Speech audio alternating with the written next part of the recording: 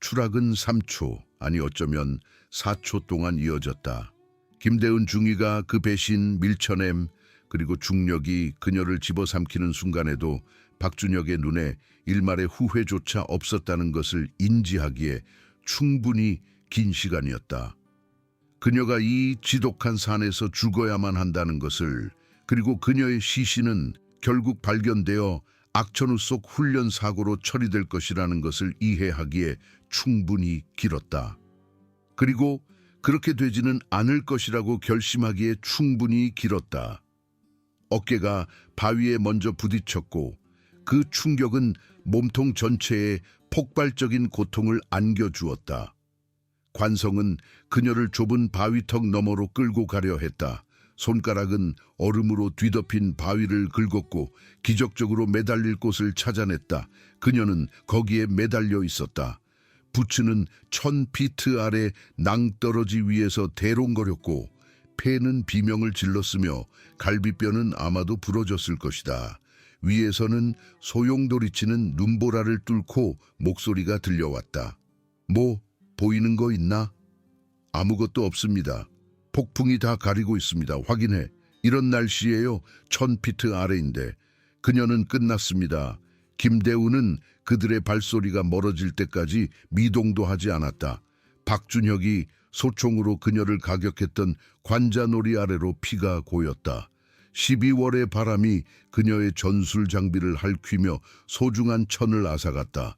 저천증이 그녀를 영원히 잠재우기까지는 아마 3시간 정도 남았을 것이다. 그녀는 바위턱 위로 몸을 끌어올렸다. 18시간 전 김대훈은 감시 본굴이 기슭에 서서 임무 목표를 냉철하게 검토하고 있었다. 퇴역한 냉전시대 시설의 표준보안 점검이었다. 너무나도 일상적인 임무였기에 최대령은 그녀의 팀을 보강하기 위해 3명의 민간 계약자를 배정했다. 모두 전직 군인이었다. 깨끗한 배경, 적절한 보안 허가. 박준혁, 삭발한 머리에 죽은 듯한 눈을 가진 전직 특수부대원, 정민준, 날씬하고 경계심이 많았다. 김태수, 붉은 수염을 기르고 추가 통신 장비를 짊어지고 있었다. 폭풍이 빠르게 접근하고 있다.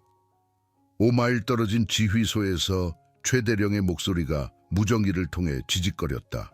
69세의 대령은 여전히 면도날처럼 날카로웠고 그의 수십 년 특수작전 경험은 간결한 모든 음절에서 드러났다. 가시거리가 연기되기까지 30분 남았다. 김대훈은 응답하며 팀을 산비탈에 지어진 시설 입구로 이끌었다.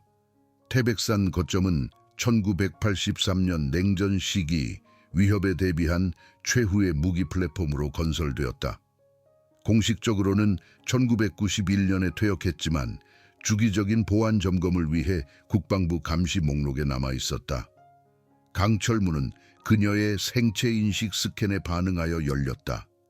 안으로 들어서자 콘크리트 터널이 어둠 속으로 뻗어 있었고 비상등은 모든 것을 병적인 노란색으로 물들였다. 공기에서는 먼지와 버려진 냄새가 났다. 중앙통제실은 손상되지 않았습니다. 김대훈은 수십 년 된 컴퓨터 단말기를 검사하며 보고했다. 지금 진단을 실행 중입니다. 그녀는 드라이브를 삽입하고 시스템 기록을 추출하는 동안 3명의 계약자들은 아래층을 확인하기 위해 내려갔다. 그때부터 모든 것이 잘못되기 시작했다. 박준혁은 그가 돌아오는 소리를 듣기도 전에 뒤에서 그녀를 가격했다. 세상이 기울었고 머리 전체에 고통이 폭발했다. 그녀는 굴러서 권총을 잡으려 했지만 그는 이미 자신의 무기를 겨누고 있었다. 미안합니다, 중위님. 계획이 바뀌었습니다. 정민준과 김태수가 그림자에서 나타났고 무기는 그녀에게 겨누어져 있었다. 소총 개머리판이 부딪혔던 김대훈의 얼굴에서 피가 흘러내렸다. 이게 무슨 짓이야? 그녀는 각도와 거리를 계산하며 물었다. 간단한 경제 논리입니다. 정민준이 말했다. 이 시설에 있는 무언가 때문에 돈을 받고 있습니다. 당신은 그저 접근 코드를 제공했을 뿐이죠. 김태수는 그녀의 단말기에서 작업하며 드라이브를 교체했다. 감시봉구리 프로토콜은 암시장에서 수백억 원의 가치가 있습니다. 김대우는 천천히 체중을 옮겼다. 내가 체크인 시간을 놓치는 순간 최대령은 뭔가 잘못됐다는 걸 알게 될 거야. 박준혁은 웃음기 없는 미소를 지었다. 그때쯤이면 우린 사라지고 없을 겁니다. 그리고 당신은 훈련 사고로 처리되겠죠. 그녀는 발목 칼을 잡으려 움직였다. 정민준의 부츠가 전문적인 정확도로 그녀의 갈비뼈를 가격했다. 뼈가 부러졌다. 세상은 하얀 고통으로 변했다. 그들은 그녀를 폭풍 속으로 끌어냈다. 소용돌이치는 눈보라 너머로 1000피트 아래 계곡 바닥으로 이어지는 절벽 끝이 아득하게 보였다. 김대우는 저항했지만 갈비뼈가 부러지고 수적으로 열세인 상황에서 그녀의 몸부림은 헛수고였다. 이게 나로 끝날 거라고 생각해? 그녀는 헐떡이며 물었다. 불행한 사고로 끝나는 거죠. 박준혁이 대답했다. 그리고 정민준이 그녀를 절벽 아래로 밀쳤다. 추락, 충격, 불가능한 생존. 이제 김대우는 바위턱에 매달려 고통을 무시하도록 훈련받은 몸을 움직였다. 끔찍한 뚝소리와 함께 탈골된 어깨를 제자리로 돌려놓았고 비명을 소매에 묻었다. 그리고 전술적으로 암벽을 평가했다. 오래된 금속 피톤이 15피트마다 바위에서 튀어나와 있었다. 수십 년 전 특수부대원들이 이곳에서 훈련하며 은밀한 접근을 위한 영구적인 고정 지점을 남겨놓은 것이었다. 위성 관측에도 보이지 않는 바로 이런 시나리오를 위해 설계된 경로였다. 그녀는 등반을 시작했다. 움직임 하나하나가 새로운 고통을 일깨웠다. 피는 피부 위에서 얼어붙었다. 바람은 그녀를 떨어뜨리려 위협했다. 하지만 분노가 그녀를 위로 밀어 올렸다. 한 손 한 손 지옥에서 온 사다리처럼 고대의 특수부대원 경로를 이용하며 보호된 돌출부에서 그녀는 특수부대원들이 남겨놓은 것을 발견했다.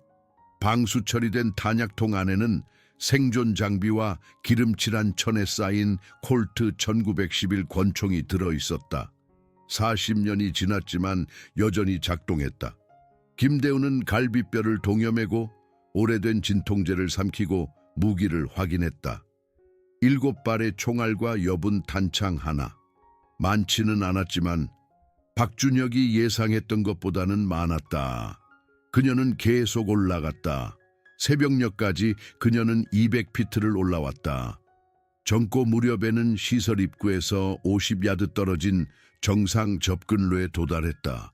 환기구에서 희미한 연기가 피어오르고 있었다. 그들은 떠나지 않았다. 여전히 안에 있었다. 그녀는 정비 해치를 찾아 비상 프로토콜을 이용해 전자 잠금 장치를 우회하고 유틸리티 복도로 미끄러져 들어갔다. 보안 모니터에는 박준혁과 김태수가 가장 낮은 저장층에서 대형 컨테이너의 차폐막을 제거하는 모습이 보였다. 정민주는 경계를 서고 있었다. 김대우는 카메라 화면을 통해 그들이 내부 장치를 드러내는 것을 지켜보았다. 원통형으로 안테나 배열로 덮여 있었다. AMP 발생기였다. 동해안 전력망을 마비시킬 수 있는 냉전시대 기술이었다. 물품 확인 완료. 박준혁이 위성 전화에 대고 말했다. 시제품 XM27 완전하고 작동 가능. 김대우는 즉시 이해했다. 이것은 접근 코드 문제가 아니었다. 그들은 전략 무기를 훔치고 있었고 아마도 해외 구매자들을 위한 것이었다. 회수팀이 오고 있었다. 그녀는 그렇게 둘 수 없었다. 시설을 가로질러 이동하며 그녀는 환경 제어 장치를 조작하여 외곽 구역에 허위 경보를 발생시켰다. 정민준이 조사하기 위해 떨어져 나갔을 때 그녀는 좁은 복도에서 그를 기습했다. 그들의 싸움은 잔혹하고 짧았다. 그는 의식을 잃고 쓰러졌고 통신 배선으로 고정되었다. 하나 처리, 둘 남았다.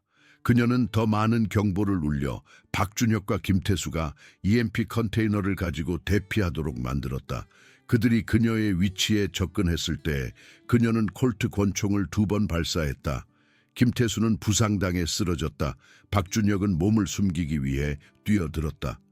김중희, 박준혁의 목소리가 진정한 충격과 함께 울려 퍼졌다. 말도 안 돼. 시신을 확인했어야지. 김대우는 이미 위치를 옮기며 소리쳤다. 대치 상황은 격화되었다. 그녀는 다시 발사하여 김태수의 다리를 맞췄다. 박준혁은 응사했고 총알은 그녀의 머리에서 몇 인치 떨어진 콘크리트를 부쉈다.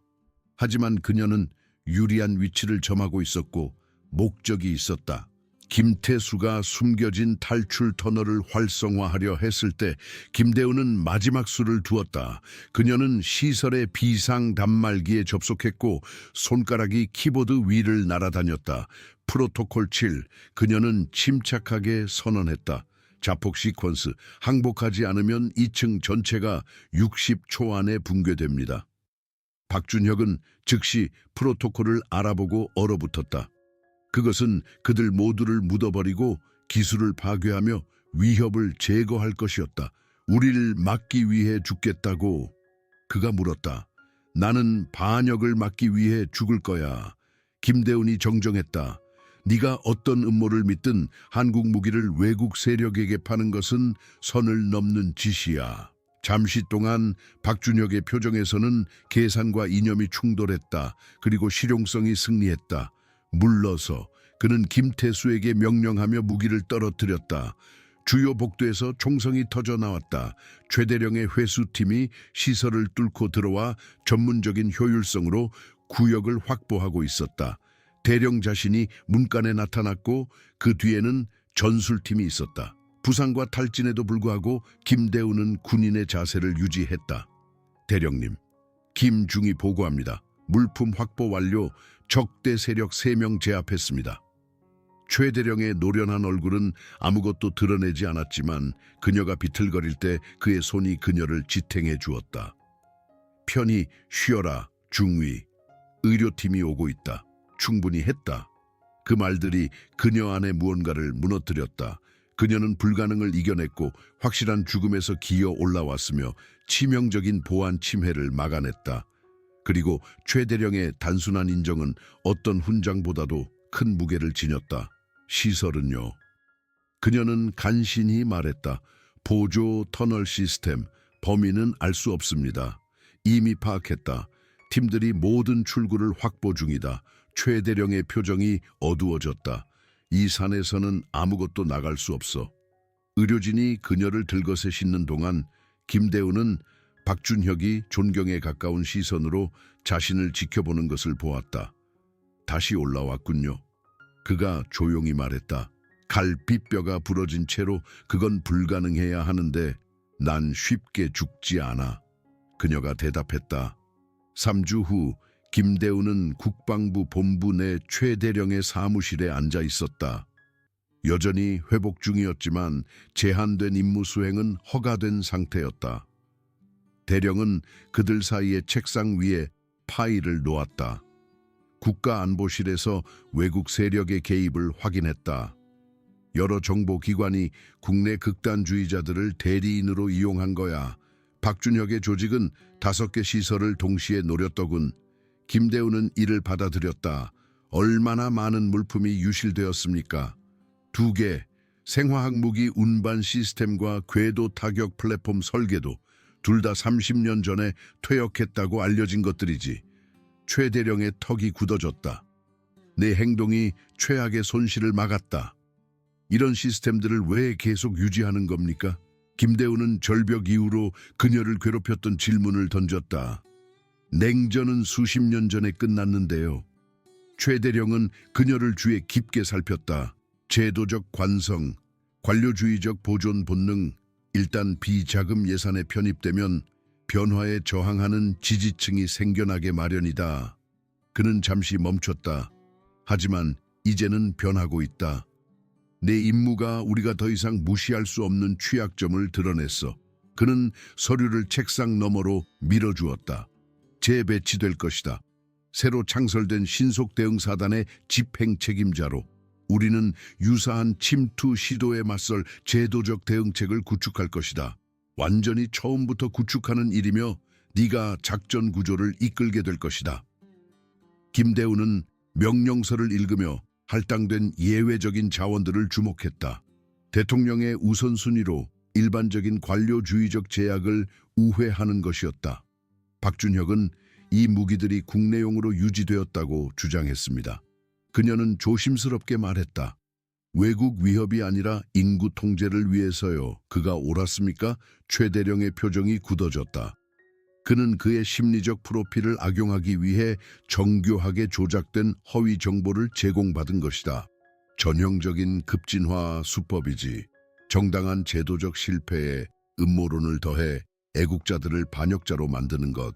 하지만 국내 배치를 포함한 비상 시나리오를 위해 시스템들이 유지되었던 건가요? 대령의 침묵은 공식 브리핑에서 결코 밝히지 않을 사실을 확인시켜 주었다. 신중한 군사 계획은 모든 위협 스펙트럼에 걸쳐 최악의 시나리오를 포함했다. 감독은 실패했고 시스템이 전략적 정당성을 넘어 계속 유지되도록 허용했던 것이다. 네 새로운 사단은 이런 일이 다시는 일어나지 않도록 막을 것이다. 최대령이 마침내 말했다. 단순히 침해에 대응하는 것을 넘어 취약점이 악용되기 전에 식별하는 것이다.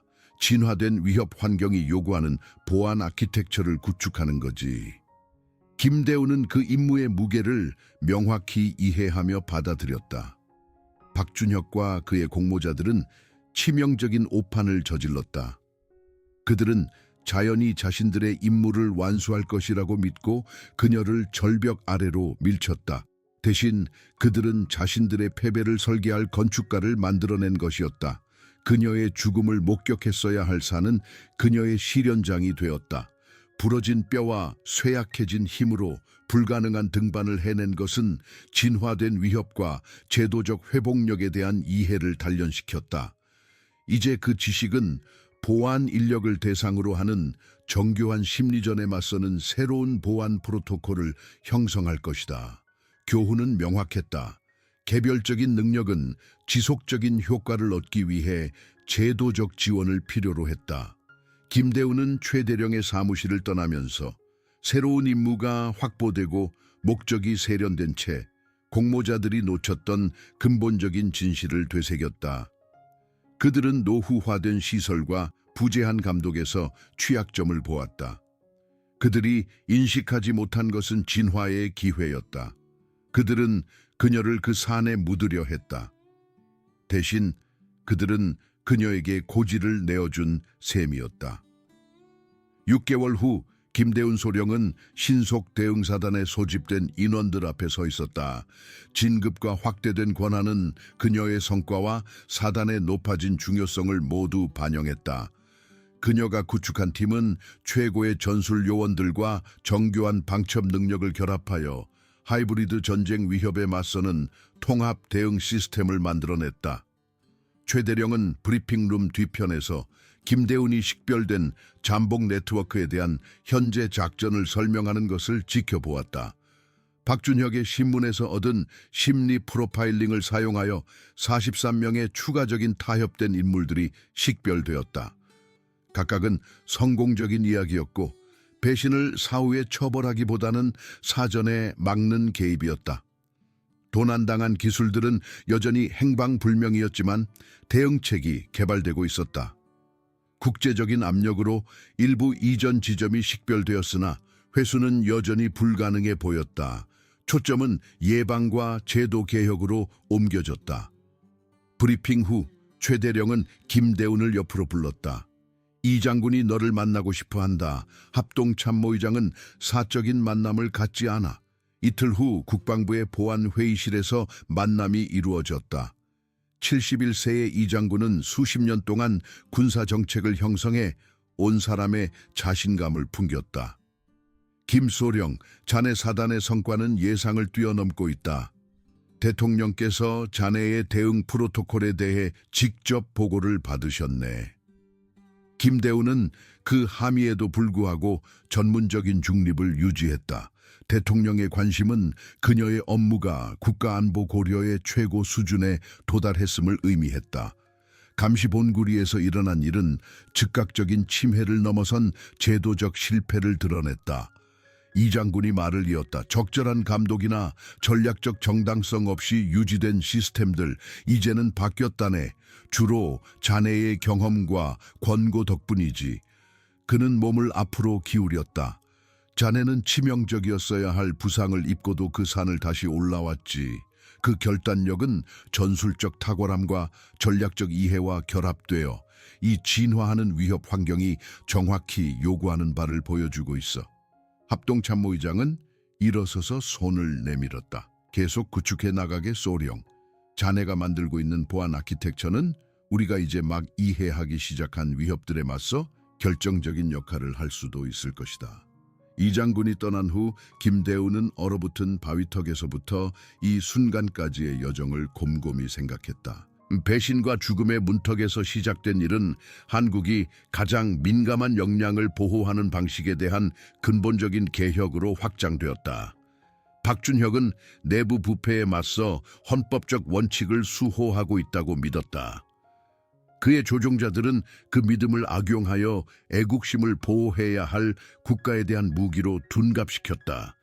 그 심리전의 정교함은 진화된 위협을 나타냈고 이는 진화된 대응을 요구했다. 김대운의 사단은 그러한 대응을 구현했다. 단순한 전술적 반응이 아니라 보안 시스템 내의 인간적 취약점을 노리는 정교한 공격에 맞서는 제도적 회복력이었다. 공모자들은 치명적인 한 가지 실수를 저질렀다. 그들은 그녀를 절벽에서 밀어 떨어뜨리면 그녀가 나타내는 위협이 제거될 것이라고 가정했다. 대신 그들은 자신들의 목표에 훨씬 더 위험한 존재를 만들어냈다. 하이브리드 전쟁의 전술적, 전략적 차원을 모두 이해하고 제도적 규모로 대응책을 구축할 권한을 부여받은 생존자를, 그들이 그녀의 무덤으로 택했던 산은 적응과 회복력의 기념비가 되었다. 그들이 묻으려 했던 여인은 다음 세대 동안 국가 안보 아키텍처를 강화할 교훈을 가지고 돌아왔다. 그들은 그녀에게 추락을 안겨주었고 중력이 자신들의 임무를 완수할 것이라고 기대했다. 그녀는 그것을 날개로 바꾸었다.